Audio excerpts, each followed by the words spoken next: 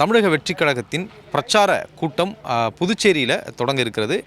ஒரு 10:30 மணியிலிருந்து 12:30க்குள் இந்த நிகழ்ச்சியை நடத்த வேண்டும் என்று காவல்துறை அதற்கான அனுமதியை வழங்கியிருக்கிறது. விஜய் கலந்து கொள்வதற்காக சாலை மார்க்கமாக சென்னையில் இருந்து வருகிறார். அதற்கான ஏற்பாடுகள் நடந்து முடிந்திருக்கக்கூடிய நிலையில் இங்கு இன்னும் இந்த பார்வையாளர்கள், அதாவது இந்த கட்சியினர் இன்னும் அனுமதிக்கப்படவில்லை. இங்கே என்ன ஏற்பாடுகள் செய்யப்பட்டிருக்கிறது என்பதை பார்க்கலாம்.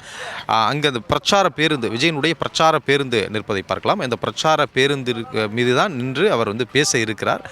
அவருடைய வாகனம் வருவதற்கென்று பிரத்யேகமான ஒரு வழியை ஏற்படுத்தியிருக்கிறார்கள். வழக்கமாக கட்சியினர் வரக்கூடிய அனுமதிக்கக்கூடிய அந்த வழியில் அவர் அவருடைய வாகனம் அனுமதிக்கப்படவில்லை.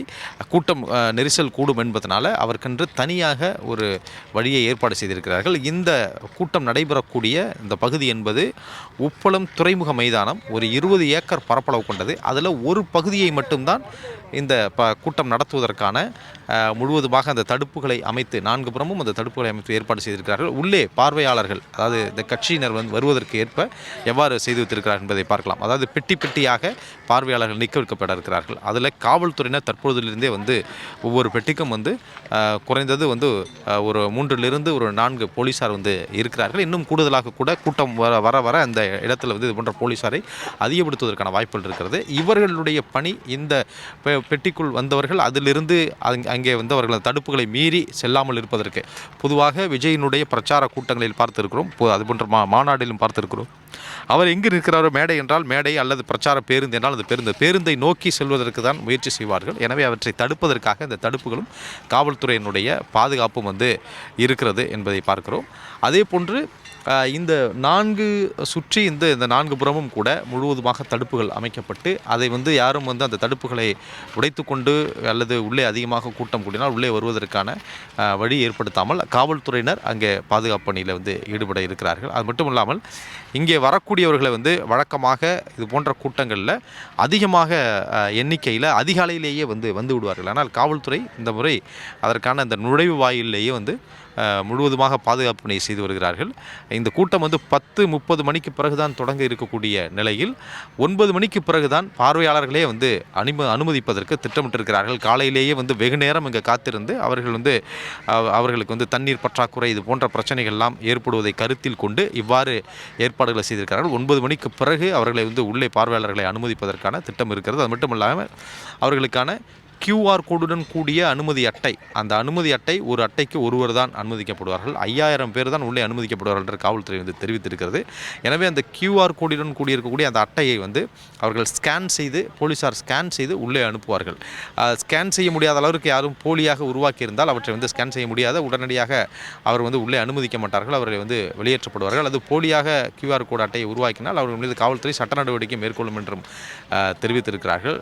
விஜயை பொறுத்தளவில் அவர் சென்னையிலிருந்து சாலை மார்க்கமாக வர இருக்கிறார். அவர் இந்த பள்ளி நேரத்திற்கு அந்த அலுவல் நேரம் பள்ளி நேரம் என்பதனால பள்ளி குழந்தைகள்லாம் பள்ளிக்கு சென்ற பிறகு அவர் உள்ளே அவருடைய வாகனம் ஒரு 10 மணிக்கு மேலே அவருடைய வாகனம் நகருக்குள் அனுமதிப்பு இருக்கும். அதே போல் அவர் இங்கிருந்து புதுச்சேரியிலிருந்து கடலூர் சாலை வழியாக கடலூர் நோக்கி செல்லக்கூடிய அந்த சாலை வழியாக சென்று இங்கிருந்து மரப்பாலத்திலிருந்து இடதுபுறம் திரும்பி இந்த துறைமுக மைதானத்திற்கு வருவதற்கான வழிகளை ஏற்பாடு செய்திருக்கிறார்கள். அங்கு காவல்துறையினர் அந்த சாலைகளில் முழுவதுமாக பாதுகாப்பு பணியில் ஈடுபட்டிருக்கிறார்கள். ஏற்கனவே ரோட் ஷோ போன்றவற்றிற்கு அனுமதி இல்லை என்று தெரிவித்திருப்பதனால வாகனத்தை எங்கும் நிறுத்துவதற்கோ அல்லது அதற்கான வரவேற்பு அளிப்பதற்கான எந்தவிதமான ஏற்பாடுகளும் செய்யக்கூடாது என்று காவல்துறை கண்டிப்புடன் தெரிவித்திருக்கிறது.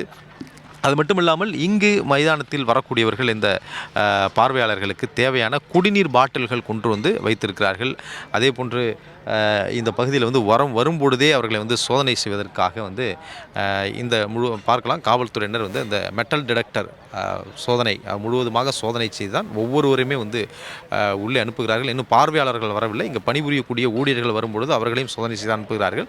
பார்வையாளர்கள் வரும்பொழுதும் இந்த சோதனைக்கு உட்படுத்தி அதற்கு பிறகே உள்ளே அனுமதிக்க இருக்கிறார்கள். கட்டுக்கடங்காத கூட்டம் அதாவது வந்துவிடக்கூடாது என்பதற்காக இந்த QR கோடு முறை கொண்டு வரப்பட்டிருக்கிறது. அதை தாண்டி இந்த மைதானத்தை சுற்றி இருக்கக்கூடிய பல்வேறு வழியாக, அதாவது ஃபுல்லாக நீர்நிலைகள் இருக்கிறது. ஒரு பக்கம் ஒரு 3 பக்கமும் நீர்நிலைகள் இருக்கிறது. கடல் ஒரு பக்கம், அதே போன்று அந்த கால்வாய் ஒன்று இருக்கிறது. இந்த 3 பக்கம் நீர்நிலை வழியாக யாரும் வருவதற்கான வாய்ப்புகள் இல்லை. மற்றொரு பகுதியில் குடியிருப்பு பகுதிகள் வழியாக மதில் சுவரை ஏறி யாரும் உள்ளே வந்தால் அவர்களை கண்காணிப்பதற்கும் தடுப்பதற்கும் அந்த பகுதியிலும் போலீஸார் இருக்கிறார்கள். அதேபோல் ஆம்புலன்ஸ் வாகனங்கள் வந்து முன்னேற்பாடாக ஆம்புலன்ஸ் வாகனங்கள் கொண்டு வந்து நிறுத்தப்பட்டிருக்கிறது. தற்பொழுது வந்து இந்த பகுதி முழுவதுமே, இந்த மைதானம் பகுதி முழுவதுமே மோப்பநாய்களை கொண்டு சோதனை செய்யக்கூடிய பணிகளை வந்து இந்த வெடிகுண்டு செயலெடுக்கக்கூடிய நிபுணர்கள் அவர்கள் வந்து அந்த குழுவினர் தற்போது வந்திருக்கிறார்கள். இங்கே இருக்கக்கூடிய ஆம்புலன்ஸ் வாகனங்கள் உட்பட அனைத்து இடங்களிலுமே அவர்கள் தொடர்ந்து வந்து சோதனையில் ஈடுபடுகிறார்கள். பாதுகாப்பு ஏற்பாடுகள் இவ்வாறு இருக்கக்கூடிய நிலையில் 1000க்கும் மேற்பட்ட போலீசார் பாதுகாப்பு பணியிலே வந்து ஈடுபடுகிறார்கள். அவர்களுக்கான பணிகள், அவர்கள் மேற்கொள்ள வேண்டிய பணிகள் என்ன என்பது குறித்தெல்லாம் அதிகாரிகள் அவர்களுக்கு அறிவுறுத்தல் வழங்கியிருக்கிறார்கள். குறிப்பாக இந்த குறிப்பிட்ட நேரத்திற்குள் இந்த நிகழ்ச்சியை வந்து நடத்தி முடிக்க வேண்டும். 10:30 12:30க்குள் அவர்கள் வந்து நடத்தி முடிக்க வேண்டும் என்று அறிவுறுத்தப்பட்டிருக்கிறது. அதை கண்டிப்புடன் வந்து பின்பற்ற வேண்டும் என்று தெரிவிக்கப்பட்டிருக்கிறது. அவர் இந்த நேரத்திற்குள் விஜய் வந்து பேசிவிட்டு சென்று விட வேண்டும் என்று தெரிவித்திருக்கிறார்கள். அதாவது பள்ளி குழந்தைகள் எல்லாம் பள்ளிக்கு சென்ற பிறகு அவர் நகருக்குள் வருவதும், அதே போன்ற ஒரு மதிய உணவு இடைவேளைக்கு முன்பாகவே அவருடைய இந்த கூட்டத்தை முடித்துக்கொண்டு அங்கிருந்து புறப்படுவதற்குமான அறிவுறுத்தல்களை காவல்துறை வந்து வழங்கியிருக்கிறது. எனவே காவல்துறை அவற்றை வந்து கண்டிப்புடன் வந்து பின்பற்றுவதாக தெரிவித்திருக்கிறார்கள். அதே போன்று தொடர்ந்து வந்து பாதுகாப்பு நடைமுறைகளில் காவல்துறை வந்து தீவிரமாக இருக்கிறார்கள். தொடர்ந்து ஒவ்வொரு இடங்களையுமே, இந்த மைதானம் பொதுக்கூட்டம் நடக்கக்கூடிய ஒவ்வொரு இடங்களிலுமே முழுவதுமாக சோதனை செய்கிறார்கள். QR கோடு இல்லாமல் வரக்கூடிய ஒருவரையும் வந்து அனுமதிப்பதற்கான வாய்ப்புகள் இல்லை என்று காவல்துறை வந்து தெரிவித்திருக்கிறது.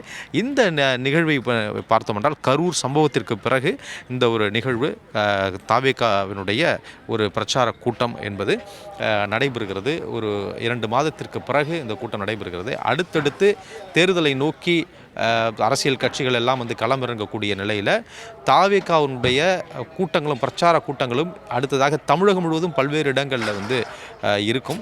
எனவே கரூர் சம்பவத்திற்கு பிறகு ஒரு முன்னோட்டமாக இந்த பிரச்சார கூட்டத்தை வந்து நம்ம பார்க்கலாம்.